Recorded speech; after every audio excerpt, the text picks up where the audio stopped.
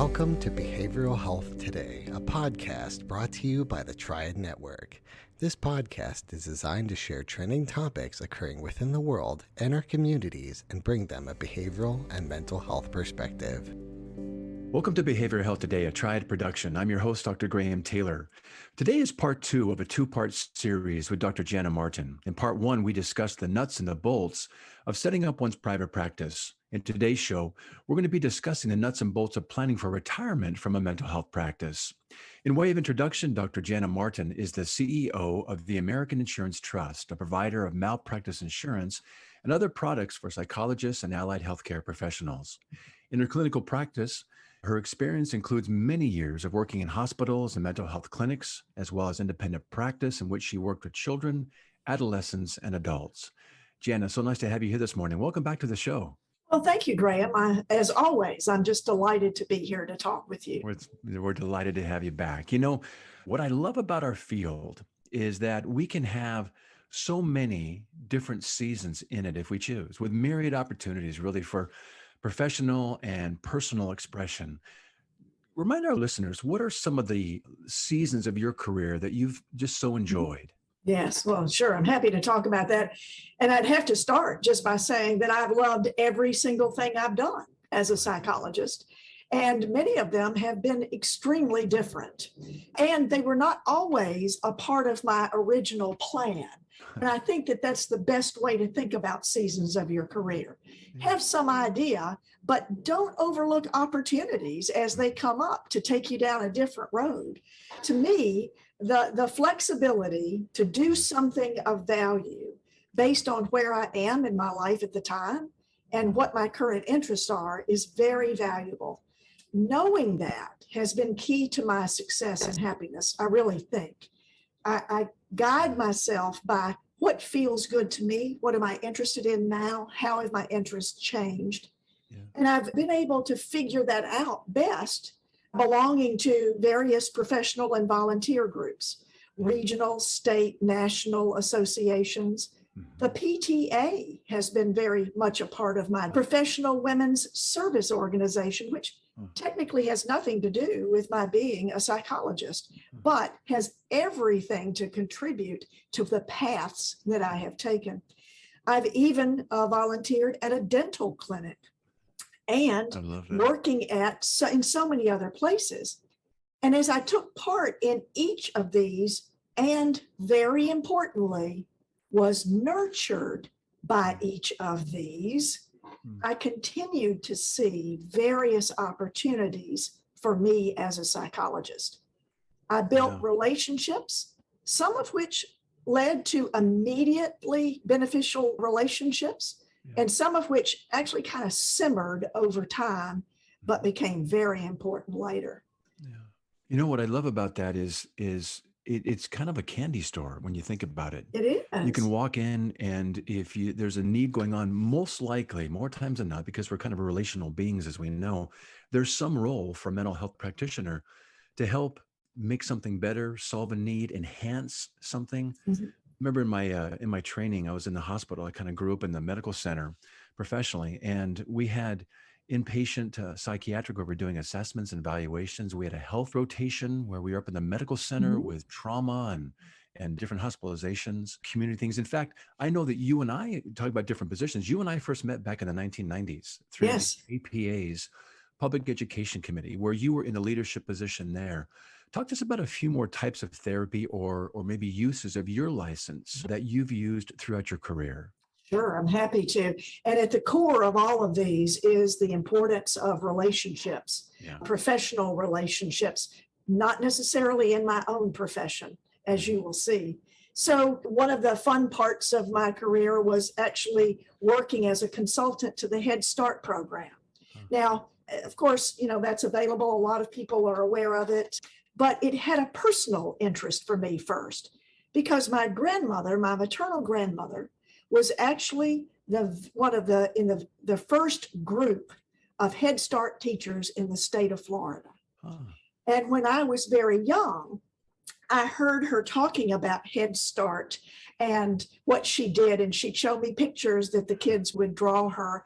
And so I had kind of implanted in my head, look at how happy this makes my grandmother and what a difference she's making. And so because of that, I was drawn to Head Start programs and began working with them as a consultant in the classroom. I did parent-teacher trainings, all of that were translated into several different languages simultaneously as I was speaking. And that was a very important use of my talents, and it was very rewarding. I've also been very involved and a part of different contributions in my roles, serving as president of regional psychological associations or a state psychological association, and even a division of a national association. A different use of my skill sets, which wasn't necessarily delivering therapy, but I did use my clinical skills in every single part of those roles. But it was something that I qualified for, if you will. Yes. You know what I love about that is I think you're encouraging our listeners and also maybe even some ECPs to recognize that their career doesn't have to be singularly focused, that if they recognize and appreciate the skills that they've developed and other things they could be eligible for, and on top of that, maybe recognizing and appreciating that they can go into some of the lay fields and some of the other areas like dental clinics. Who'd have thunk that you could have come into a dental clinic and bring a mental health component to it? Yes, or other areas, and to be able to educate those that may not consider how therapy or how a mental health approach could benefit. What was that award, Jana, back in the day that they had? I'm sure they're still doing it through APA, psychologically healthy workplaces. And we would come into different businesses and educate them to understand how they can enhance the mental health of their employees in ways they didn't even think about. That's right. And then we got to reward them and kind of consult with them. And what a great way to come in and enhance what's already being done. But what you're also saying is that really practitioners are going to be only limited by their imaginations and maybe openness to new opportunities. Say more about that. Absolutely. Absolutely. Well, let's just take the dental clinic for a minute, because I think this is really, again, a trajectory that I could never have predicted, but one that I would never have not done. So I was asked to be on the board of a dental health clinic that served disadvantaged families, mostly Spanish-speaking families. And I got into that board because a member in the women's service organization, Seroptimist International of Long Beach, that I belong to, was the administrator of the dental clinic. Okay. Again, relationships are very important. Yeah. They connect you. And she asked me to be on the board, and I served on the board for many, many years, including as president. And that led to numerous opportunities to train the staff of the dental clinic, but also on the board, obviously, were dentists. Yeah. And so I was able to educate them on how psychologists could help them in their private practices in the same way that I was helping within the dental clinic. And also there were pediatricians on that board. Well, do I need to tell you that pretty soon they became referral sources for me in my private practice that I had at the same time. But one of the things that came out of this as well, which might seem fairly non-traditional, is I got very intrigued by the families that came into the dental clinic and just the overwhelming amount of dental caries or cavities in children who didn't even have teeth yet.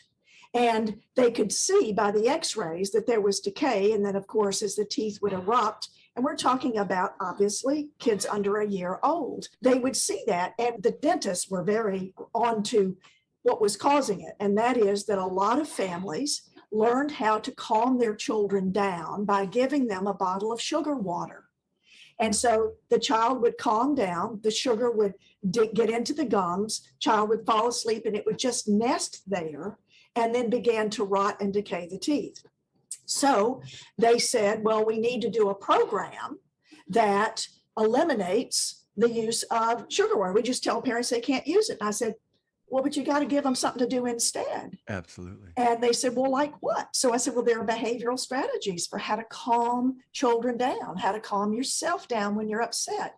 And I said, and what you will see if you don't do that is an increase in child abuse rates. Because if you do not teach parents how to cope with stress and difficulty with their children, there is always, unfortunately, that possibility. And so we developed a behavioral program that gave parents training skills, had children and parents who were both happier, and then that led to the development by Division 42 President Elaine Rodino of a mental dental conference. And that led to a book chapter and another book chapter and a ton of other opportunities. So you're exactly right. You may not see the full gamut of opportunities, but think about, as we mentioned in the podcast about starting a practice, how can psychology help in this situation? How can I teach people that psychology can help in this situation? You know, when you describe it like that, it keeps our profession really fresh for the practitioner, doesn't it? Yes. It can be multimodal in its application, and it keeps it fun. It keeps it relationship based. That's what we're in this profession for relationships, and to connect, That's right. come alongside people to help benefit, enhance, and work through some things. And going back, I love that idea of how do we start with one area and then watching it blossom into a chapter in a book or article and maybe a conference. How cool to watch that blossom like that. But we're also talking about there is a kind of a candy store presentation to us of all the opportunities. Just out of curiosity, how did you balance the private practice with all these other areas of interest and some fun and people really kind of knocking at your door? Right. Well, that's where the planning comes in. Okay. And knowing the importance of balancing what your desires are with what your limitations are. And understanding that if you don't protect and take care of yourself, then you're going to burn out and you're not going to be able to see the flourishment of all of these possible opportunities. So what I would do is I sat down and tried to figure out, I want to see people in an independent practice. I really want to do that, but I don't want to do just that. I also want to teach. I also want to consult, all of those things. So I sat down and I thought, how much money do I need to make? Because that's important. Not your first thing is, how much do you need to make to pay your bills and not feel like you're not enjoying the profession? And then the next question is, how much do I want? Because you have to think about that as well. Then, how many patients do I need to see at what fee to amount to the amount of money to cover my bills? And what other things might I enjoy doing that would bring in a different source of revenue? So, for example, I've always loved testing and assessment, and you can charge more for assessments. And so I will do one assessment a week, and that will net me about this amount of money. And that means I can see 3 less patients. And so then that gives me 3 hours I can spend consulting or doing volunteer work. So you figure out, kind of like a big pie chart. What do I want? How many hours do I need to spend making what amount of money? Because your sources of revenue will differ widely. How many do I need to do? And then, and this is important, how do I bill properly and effectively so that I get paid in a timely way? That's an important part as well. And then I would set aside a certain number of hours each week for emergencies, because those happen, or events that might come up, or special one-time opportunities, and to be able to fit those into my schedule. And if I didn't have that, then how would I spend that time that would not be wasted time? Now, many times, if I'm honest, I put way too much on my plate. But I had to remind myself, okay, you didn't follow your schedule, or it's time to regroup that schedule. And I did that by figuring out, what is my priority? What is important to me, both inside of my practice and outside of my practice, which would include my family, of course, and volunteer work, because we go back to the importance of self-care is what also nourishes you to be able to think differently, to act differently, and to take on different responsibilities. You know what I love about this part of your message right here to early career practitioners, to those of us in the field, is just an encouragement to be so intentional Yes, and thoughtful about yes, what am I doing, what do I want to be doing, and am I doing the things that line up, kind of almost align with my design of what I enjoy doing. So you're talking about trying to get a balance of kind of following one areas of passion, following opportunities for success that one wouldn't think about, and also the realistic part of I've got to build in a financial certainty in my practice so that I yes, know that what I'm doing is going to translate into paying my bills. This is our profession, isn't it? Our commodity. exactly. Our commodity is our time Right. and our expertise. Those are Yes. the things that we bring into relationship with people to work through things that they're dealing with. So it's trying to find that balance between those, isn't it? Right. And I think, for me, I've always tried to follow my passion first instead of success or money. And Yeah. what I found was that what I was passionate about, I did very well. And that led to success, which then led to a way to support myself while also serving in a way that I was passionate about. Yeah. I would ask myself, does this opportunity or what can I think of is an opportunity that challenges me to use a part of me that I haven't used yet? Yes. Yeah. And there are a lot of those pieces. Yeah.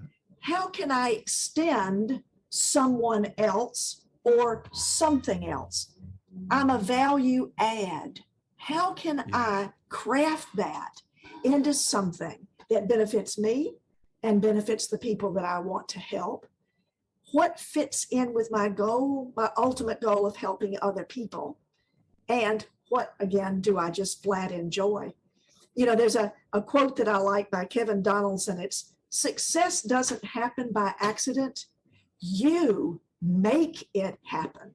Yes. And that's important for practitioners to think about. Yeah, I love that. Why not script your life professionally, personally as well, but why not professionally as well, and decide what you want to do? And it can always take different roads. Who would think of the various areas that you came into, from leadership to a dental clinic to, Head Start, all these various areas that just add and shade in so much joy and what Yes. someone gets to do in their practice. As we're talking about one's practice, I'm also realizing that at some point we move towards our later years, not that we're going to be put out the pasture, but I think in most of us, and as we kind of go through this field, we think about retirement of some kind, but I don't find most practitioners going through the formal retirement that we might see in other businesses. I think we find other involvements in other areas, but as you enter, and before we start talking about it for our listeners about some considerations of retirement, as you enter your next season of your career, what are you considering? Yes. Well, I would go all the way back and I would say, as practitioners, we are very well trained in treatment planning. And one of the things that we're taught is that you should have in mind in the first several sessions what your termination plan is for your patient or client.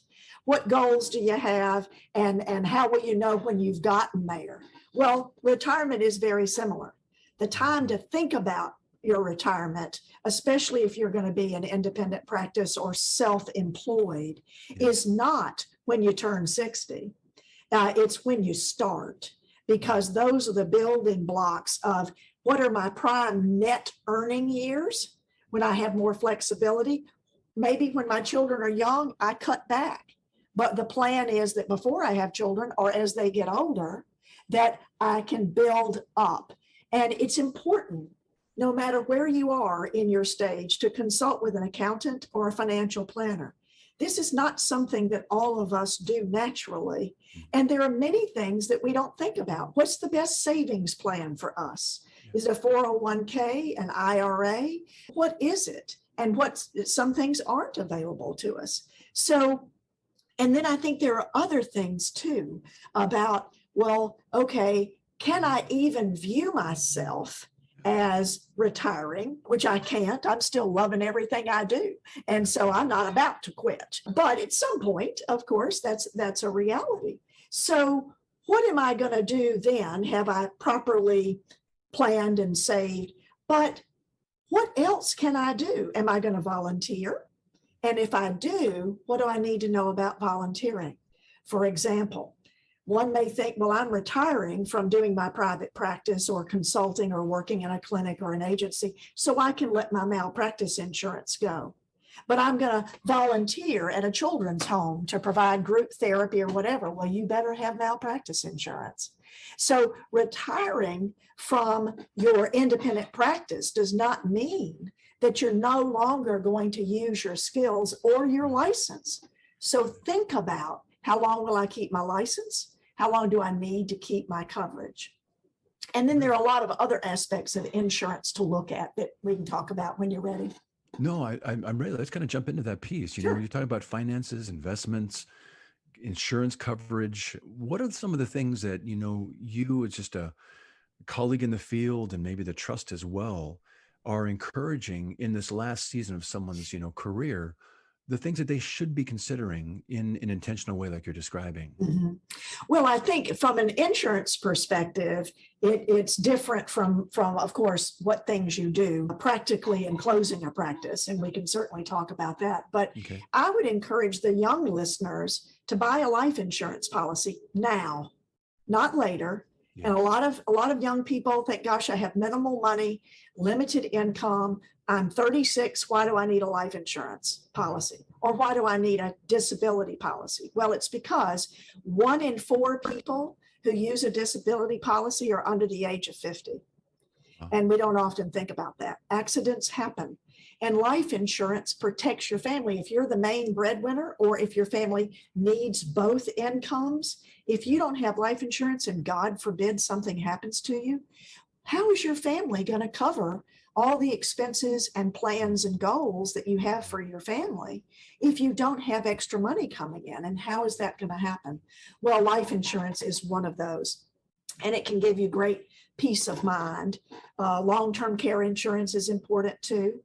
But with life insurance, the younger you are, the cheaper it is, and the less hoops you have to jump through in terms of medical clearance. If you wait to buy a life insurance policy when you're 50, then you may not qualify for the same kind of coverage because you may have developed some issues medically during that time. So give that some thought. Those are other kinds of savings plans, if you will. We'll be right back after word from our sponsor. Continuing education is both a requirement and a learning opportunity, but finding the right CE provider can be challenging. AATBS, a Triad company, offers continuing education for psychologists, social workers, marriage and family therapists, counselors, and behavior analysts. CE courses are available both individually and as part of our new All Access Pass. All Access Pass provides a library of over 250 unique courses. That's more than 800 hours of CEs, with new courses being added every month. As a special offer, Behavioral Health Today listeners can save 15% on CE purchases. Visit us at aatbs.com/BHT and enter promo code BHT15 during checkout. That's aatbs.com/BHT. Check out our library and check off your CE requirements today.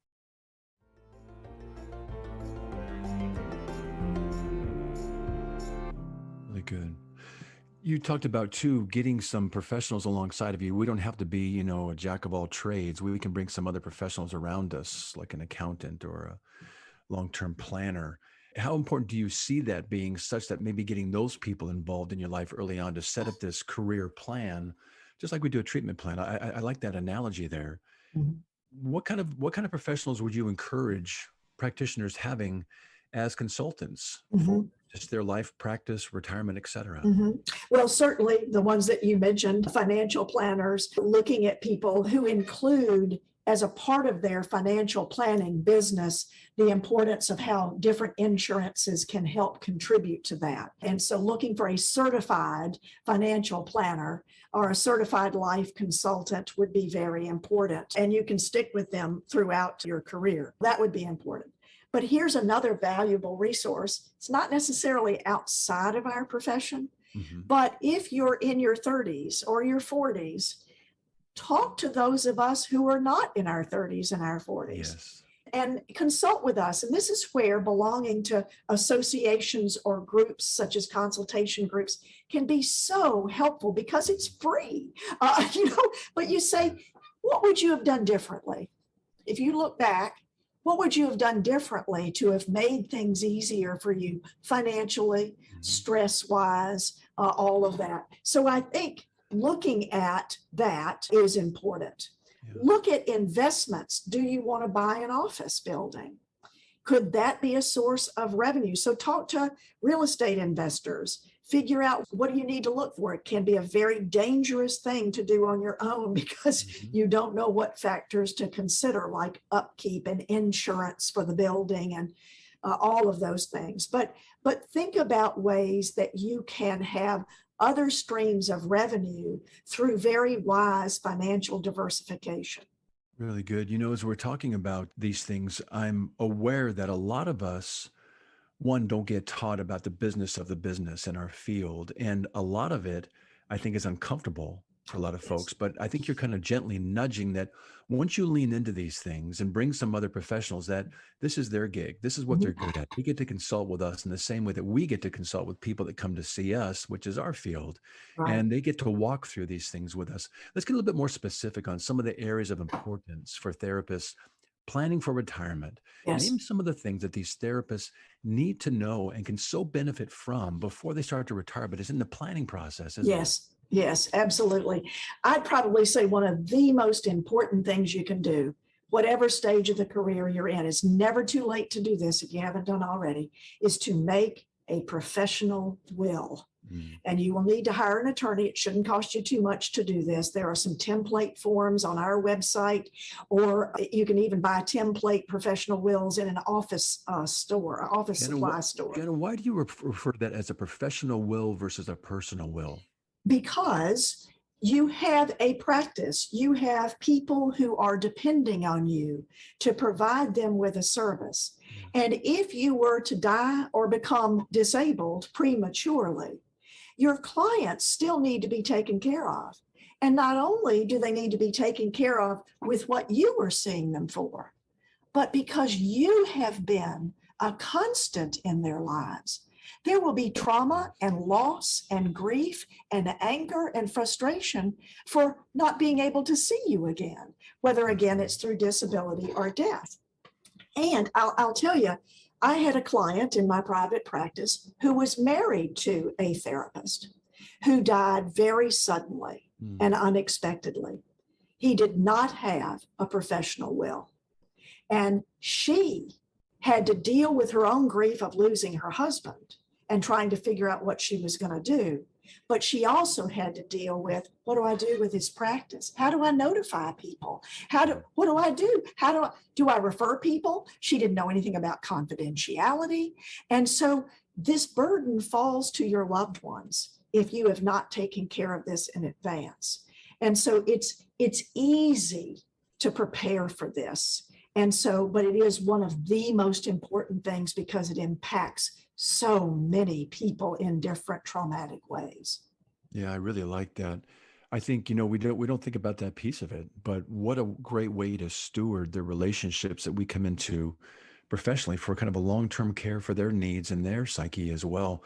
I know you also recommend in this season too, to consult with an attorney and accountants to start considering maybe some of the, emotional needs as you go into this time too. Say more about some of the considerations you're encouraging our colleagues as they move into this great season to consider as well.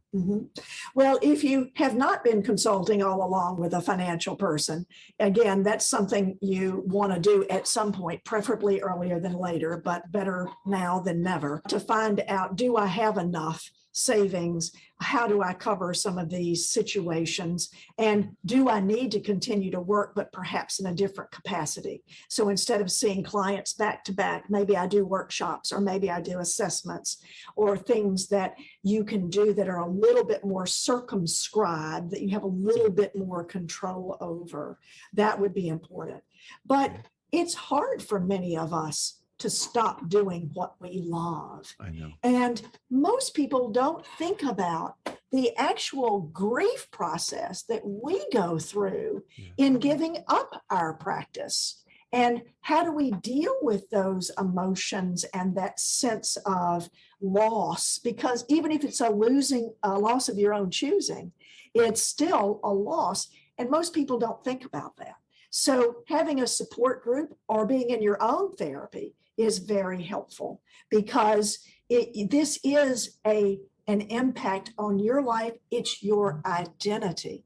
How many of us have had patients or clients because they retired and they feel that their lives are valueless or meaningless and they don't know what to do with their time? Why do we think we'll be any different? That's good. That's really good.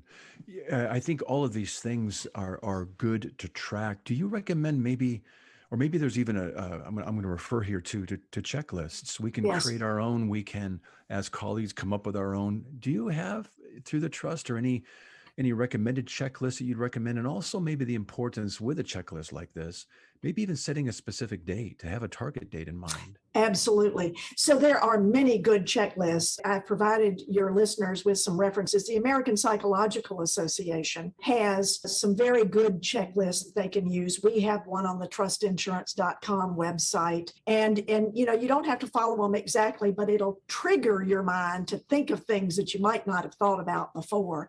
And it allows you to, okay, I've taken care of this. I've taken care of this. Because states require certain things of psychologists and therapists who retire. And that is, you have to give notice to your patients, Right. not just the ones you're currently seeing, but the ones that you've seen in the past. Some states require that you go 7 years back, or even a lifetime or business time back, that you have to, some require you put an ad in the newspaper announcing your retirement.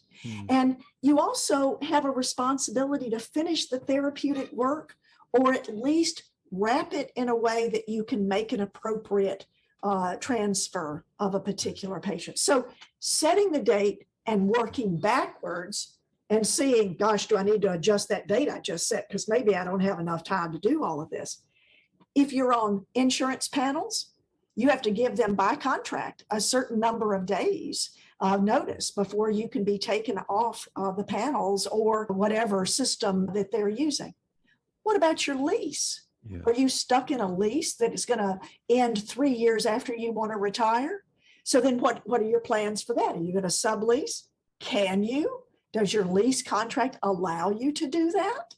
So it's important to think at a minimum 2 years in advance, if you can, to begin to think about what all do I need to look at. And these checklists are very valuable in kind of stirring up what we need to remember. So I think that's very important. And then, of course, what are you going to do with your records? Right. There are state laws that require, even after you've retired or moved or whatever it is, you have to keep the records. That's again where the professional will comes into place. Because if you're deceased, it's not going to be your responsibility for the records, but your estate becomes responsible. Yes. And we've seen claims where psychologists did not appropriately take care of clients' records and ensure that they were confidential by appointing an executor in advance, that the estate has been sued for inappropriate release of information or lack of accessibility by a client to a record. And one of the things, we've talked about is consult. It's really important. And if you're a policyholder with the trust or TRMS, we have a lot of resources that are available. Psychology policyholders can call and get free consultations about this. What do I need to know? How can I handle this? What's the best way to do this? Don't do this by yourself. You don't have to. That's really good. I don't think we think about, again, your gentle nudging, but the ethical code about the interruption of services, or even some of the legal ramifications per state. Right. That we know that we don't know about, those things that need to be considered as we kind of move into this next stage. That's so you're right. talking about different things regarding your practice. I know you're talking about some of how does one manage your files. I would even imagine that sometimes there's going to be some claims that still need to be submitted or outstanding balances. That's How does right. one navigate those in a way That's that's right. done ethically and also legally as well? Yes. And, again, some states require that for a period of many years, sometimes it's the extent of the time that you have to keep treatment records, but in some states it's longer than that you have to be accessible if clients want to see their records or they need something. And so sometimes what we recommend is that you keep your same telephone number, but you convert it to an answering machine only service, and you leave directions on the voicemail message. If you are looking for your copy of your record, please leave your name here. I need this information. Please also give me your phone number. If you are asking about a referral, and then you have to either hire someone to monitor that who has signed all the business associate agreements and confidentiality agreements, of course, or you have to plan in your retirement time how you're going to continue to be responsible for this practice, because responsibility does not end when retirement begins. Yeah, that's a good note right there. Just before we go into some of the resources that you guys are providing and some suggestions you might have, I also want to just name that for those that don't decide to retire and, in a formal way, there's still, let's say those that want to do workshops or consultation around those things, speak about the need to consider an ongoing malpractice coverage in that next season as well. That doesn't necessarily get to stop either, does it? That's exactly right. And thank you for emphasizing that. I think that we tend to think that lawsuits and board complaints only occur when we're in our typical business. But the reality is that if you are performing the duties of a psychologist, it doesn't matter what the environment is, who the population is that you're serving, or where you are doing it. You are practicing the same thing that you were as a licensed psychologist, and therefore you are susceptible to malpractice claims or board complaints. So let's say, as I had mentioned an example earlier, I decide to volunteer at a children's home, or I decide to volunteer at a nursery school, but I'm actually giving guidance. I'm telling parents, here's a behavioral program, or I recommend that they go to therapy. Well, what if the parent gets upset about it? Something happens as a result of an intervention that I recommended. They can still sue me. They don't care whether I've got an independent practice, whether I'm retired or whatever. They can still sue me. And if I don't have malpractice coverage, it's coming out of my retirement savings. That's right. I may need to sell my home. I may have to give up other professions. And so if you do not have proper insurance coverage for losses, an umbrella policy that protects your personal assets from being used or taken because of a claim, and you don't have malpractice coverage to hire an attorney, the average cost of a board complaint in the first phase of the board complaint process is over $7,000. Oh my. And that's before it's even resolved in many cases. That's crazy. We know malpractice cases can be in up to $1 million or more. They can be 40,000. They anywhere in the range.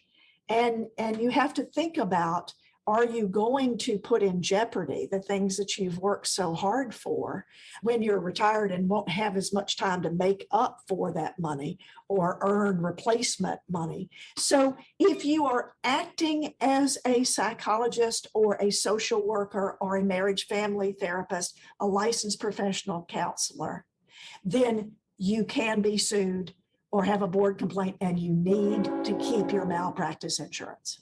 Yeah, really good. It gets scary when you talk about those types of things, but it doesn't necessarily have to be. It's when we don't consider those things, and then we find ourselves in a moment. So we go back to consult. Let's talk about shifting just a wee bit and moving into the last part of our time here together. Let's talk about some of the resources. Yes. Where practitioners don't have to know it all, but they can have a place to go, getting the checklist, finding the ethical things, the legal things. Give us some resources that you'd Sure. recommend our listeners kind of look into regarding this next season of their career. Right. Sure, I'm happy to. So I think whatever your profession is within the mental health field, there's an association for that. And so being a member of that association or becoming a member, it then allows you to have access to an abundance of resources, whether it's webinars, template forms, consultations at a free or reduced amount. That would be my first go-to place to find out what are some of the intro things. And so I would encourage people to look at that. I think also looking at blogs that psychologists who have gone through this or books that psychologists have written about preparing for your retirement would be very good. And of course, the Trust has several webinars and fact sheets and resources related to retirement, along with many other things. And we would encourage people to just go look at them now. Don't be afraid. Take in as much as you can today, and maybe next week take in a little bit more. Just get started. Yeah. Just get started. Those things in motion tend to stay in motion. So just get started in it and get some consultation along the way. Right. I love that. Really good. We're going to have some of those resources on our site related to this episode as well, so our listeners can go back to that. But Jana, you are always a wealth of information for us and truly a joy to be with. Thanks so much for being with us today. Oh, it's been my pleasure, and thank you. Nice to be here. I also want to thank you, our listeners, for joining Jana and me today. It's always great to have you with us.